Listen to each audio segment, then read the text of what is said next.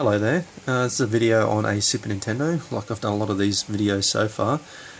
This particular version Super Nintendo is a one-chip system, so it's quite a rarer system, more sought after for people that are after video quality.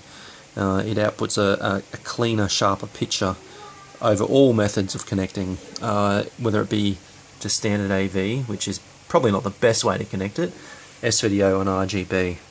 So yeah, I'm going to get on video this testing the system because there is a potential buyer.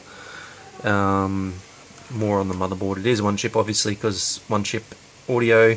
Under the shielding there is a one chip, which is the CPU and graphics chips, and also make sure I get that video there. That is one chip there. I've added a capacitor on the voltage regulator between ground and output 5 volts.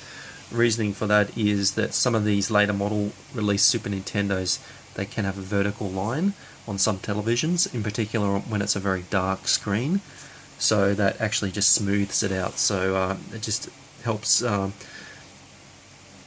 it just. I won't go into too much detail. I mean, if you want me to, if you want me to, just message me and I'll let you know exactly what it's doing. Now, the case for this system is not original to the one-chip motherboard. I actually changed it out for a nice looking case. The problem with a lot of these American Super Nintendos is they get chips in them, in particular on the corners. Now, I've chosen a case that does not have that, so that is definitely a good thing to have. It's a nice looking system overall. I removed the serial number from the bottom because that serial number is not an indication of a one chip, so I thought I'd best remove that.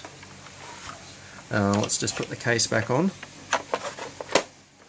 So it just sits on there nicely. One chip supercic is a lot more advanced than a typical two chip, a lot more time consuming. So I've got a couple of test cartridges here. I have an American cartridge, an original American cartridge, a original Japanese cartridge, a bootleg cartridge from China, and a PAL cartridge. So with all those, we'll get on video it working. supercic will play absolutely any game. Also have removed tabs on the inside to allow all the Australian games to fit in. So first of all, let's try an American cartridge, which obviously is going to work.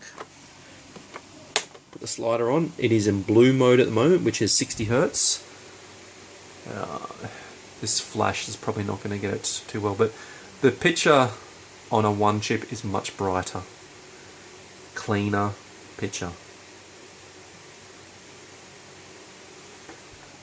Well, let's try that again. Maybe I should have cleaned the contacts on these games before I test them. Let's try that once more. Embarrassing if it doesn't work. Should work.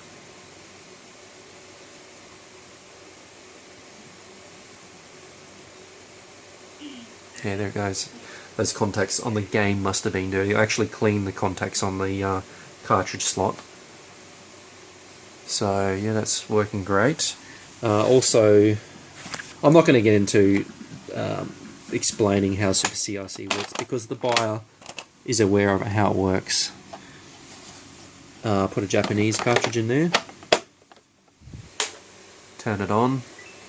Works absolutely fine,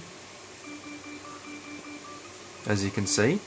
Now, another advantage of the supercic on the one chip is that it supports full range of colours via AV. So I'm going to change it to 50 Hz, which is red, and as you can see, you're getting colour. So change it back to 60 Hz, actually on purple mode at the moment. Alright, so that's a Japanese game working fine. Now let's try a bootleg copy of Higani. So, purple mode, auto mode.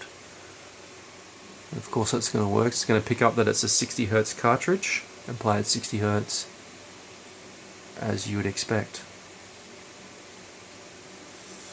And this TV that I'm running on is not the best quality TV. So obviously you're going to get varying results on other TVs. Now this is an Australian game. This is actually a loan game to me, so this one doesn't belong to me at all. It is a PAL game, I'll show you. So because it's in purple mode, it will pick up that it's a a PAL game or a 50 Hz game and play at 50 Hz. So purple mode. So we know that it's in PAL because it says PAL in the bottom left hand corner, which is pretty obvious. And also the board is up the top and bottom.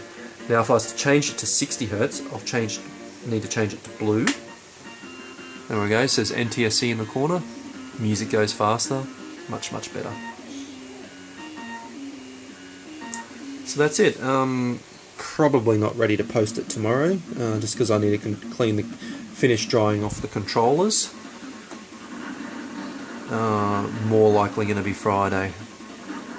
Now we talked about price, so we'll just have to work out a way of payment. That is a cash price that I've given as well, because there is a fair amount of work that goes into one of these systems, and very little profit in it for me, in particular on the one chips.